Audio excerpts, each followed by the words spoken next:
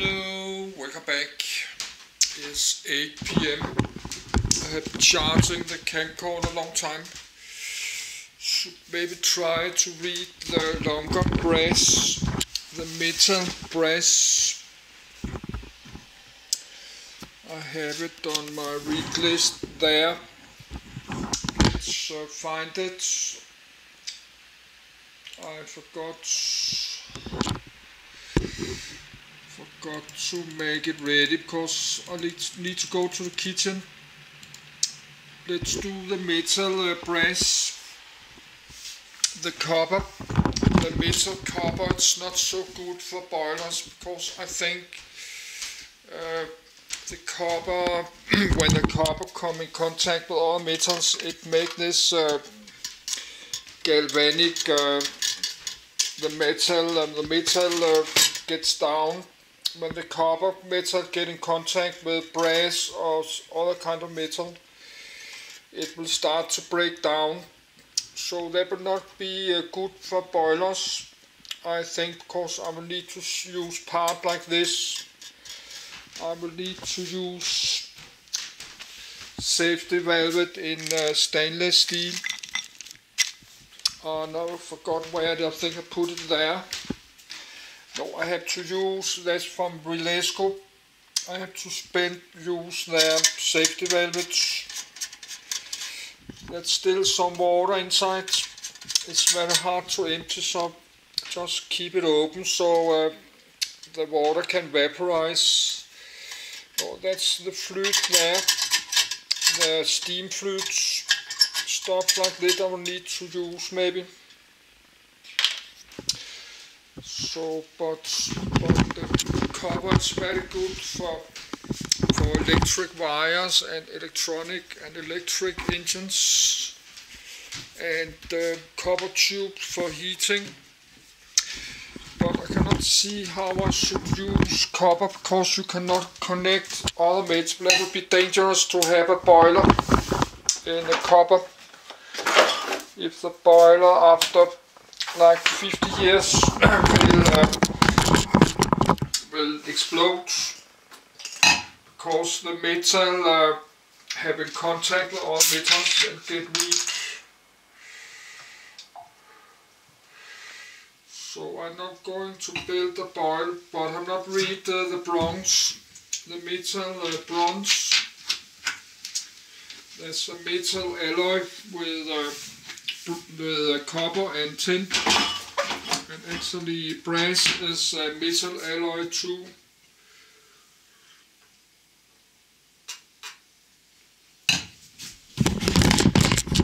But that's maybe better just to use stainless steel. Use stainless steel tubes for boilers. This is 50 years old, this boiler is 50 years old. It looks like brand new. So that's maybe... no, I'm thinking to build my own boilers. Olsen steam engines. That's a boiler on the bottom. That's some tubes to make the steam superheated.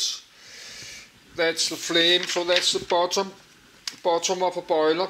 That's the top of the boiler. That's the pipes from the top here.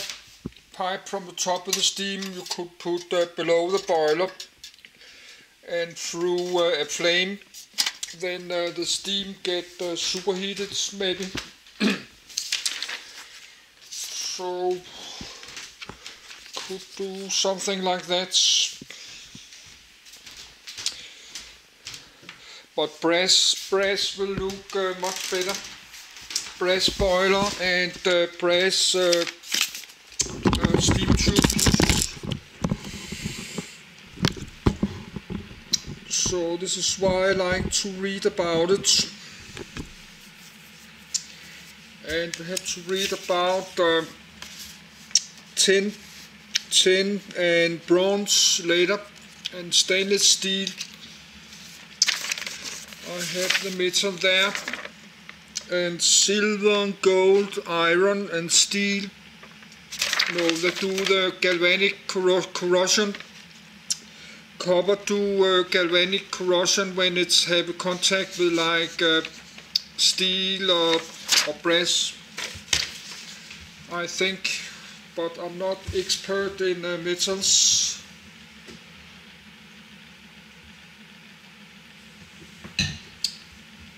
So brass is an alloy, metal alloy of copper and zinc. So let's read about it. If brass will be good for boiler. But probably stainless steel maybe just the best.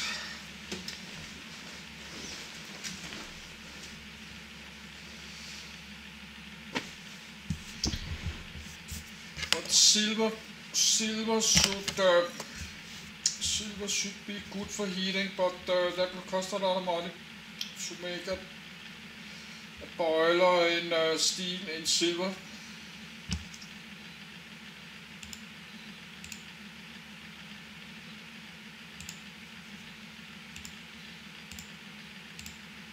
Brass. Islamic Golden Age brass astrolabe brass lectern with a needle. Attributed to R. van Tritt Limburg, Netherlands. C. 1500. Brass is an alloy of copper, Cu, and zinc, Zn, in proportions which can be varied to achieve different colors and mechanical, electrical and chemical properties. 1. But copper typically has the larger proportion. In use since prehistoric times, it is a substitutional alloy. Atoms of the two constituents may replace each other within the same crystal structure. Brass is similar to bronze, another copper alloy that uses tin instead of zinc. 2. Both bronze and brass may include small proportions of a range of other elements including arsenic, as, lead, Pb, phosphorus, P, aluminium, Al, manganese, Mn, and silicon, Si. Historically, the distinction between the two alloys has been less consistent and clear. 3. And increasingly museums use the more general term copper alloy. 4. Brass has long been a popular material for its bright gold-like appearance and is still used for drawer pulls and doorknobs. It has also been widely used to make sculpture and utensils because of its low melting point, high workability, both with hand tools and with modern turning and milling machines, durability, and electrical and thermal conductivity. Brasses with higher copper content are softer and more golden in color. Conversely, those with less copper and thus more zinc are harder and more silvery in color. Brass is still commonly used in applications where corrosion resistance and low friction are required, such as locks, hinges, gears, bearings, ammunition casings, zippers, plumbing, hose couplings, valves, and electrical plugs and sockets. It is used extensively for musical instruments such as horns and bells. The composition of brass, generally 66% copper and 34% zinc, makes it a favorable substitute for copper in costume jewelry and fashion jewelry, as it exhibits greater resistance to corrosion. Brass is not as hard as bronze, and so is not suitable for most weapons and tools nor marine uses, because the zinc reacts with minerals in salt water, leaving porous copper behind. Marine brass with added tin avoids this, as does bronze. Brass is often used in situations in which it is important that sparks not be struck, such as in fittings and tools used near flammable or explosive materials. 5. Properties. Brass is more malleable than bronze or zinc. The relatively low melting point half brass, 900 to 940 degrees Celsius, 1650 to 1720 degrees Fahrenheit, depending on composition, and its flow characteristics make it a relatively easy material to cast. By varying the proportions of copper and zinc, the properties of the brass can be changed, allowing hard and soft brasses. The density of brass is 8.4 to 8.73 g/cm3, 0.303 to 0.315 lb/cu in. 6. Microstructure of rolled and annealed brass, 400 magnification. Today, almost 90% of all brass alloys are recycled. 7. Because brass is not ferromagnetic, ferrous scrap can be separated from it by passing scrap near a powerful magnet. Brass scrap is melted and recast in toe billets that are extruded into the desired form and size. The general softness of brass means that it can often be machined without the use of cutting fluid, though there are exceptions to this. 8. Aluminium makes brass stronger and more corrosion resistant. Aluminium also causes a highly beneficial hard layer of aluminium oxide, Al2O3, to be formed on the surface that is thin, transparent, and self-healing. Tin has a similar effect and finds its use especially in sea-water applications, naval brasses. Combinations of iron, aluminium, silicon, and manganese make brass wear and tear resistant. 9. The addition of as little as 1% iron to a brass alloy will result in an alloy with a noticeable magnetic attraction. 10. Binary phase diagram. Brass will corrode in the presence of moisture, chlorides, acetates, ammonia, and certain acids. This often happens when the copper reacts with sulfur to form a brown and eventually black surface layer of copper sulfide which, if regularly exposed to slightly acidic water such as urban rainwater, can then oxidize in air to form a patina of green-blue copper carbonate. Depending on how the patina layer was formed, it may protect the underlying brass from further damage. 11. Although copper and zinc have a large difference in electrical potential, the resulting brass alloy does not experience internalized galvanic corrosion because of the absence of a corrosive environment within the mixture. However, if brass is placed in contact with a more noble metal such as silver or gold in such an environment, the brass will corrode galvanically. Conversely, if brass is in contact with a less noble metal such as zinc or iron, the less noble metal will corrode and the brass will be protected. Lead content. To enhance the machinability of brass, lead is often added in concentrations of about 2%. Since lead has a lower melting point than the other constituents of the brass, it tends to migrate towards the grain boundaries in the form of globules as it cools from casting. The pattern the globules form on the surface of the brass increases available lead surface area which, in turn, affects the degree of leaching. In addition, cutting operations can smear the lead globules over the surface. These effects can lead to significant lead leaching from brasses of comparatively low lead content. 12. In October 1999, the California State Attorney General sued 13 key manufacturers and distributors over lead content. In laboratory tests, state researchers found the average brass key, new or old, exceeded the California Proposition 65 limits by an average factor of 19, assuming handling twice a day. 13. In April 2001, manufacturers agreed to reduce lead content to 1.5%, or face a requirement to warn consumers about lead content. Keys plated with other metals are not affected by the settlement, and may continue to use brass alloys with a higher percentage of lead content. 14. 15. Also in California, lead-free materials must be used for each component that comes into contact with fluidic surface of pipes and pipe fittings, plumbing fittings and fixtures. On the 1st of January, 2010, the maximum amount of lead in lead-free brass in California was reduced from 4% to 0.25% lead. 16. 17. Corrosion-resistant brass for harsh environments. Brass sample in cock with stainless steel handle desissification resistant, DZR or DR, brasses, sometimes referred to CR, corrosion resistant, brasses are used where there is a large corrosion risk and where normal brasses do not meet the requirements. Applications with high water temperatures, chlorides present or deviating water qualities, soft water, play a role. DZR brass is excellent in water boiler systems. This brass alloy must be produced with great care, with special attention placed on a balanced composition and proper production temperatures and parameters to avoid long-term failures. 1819.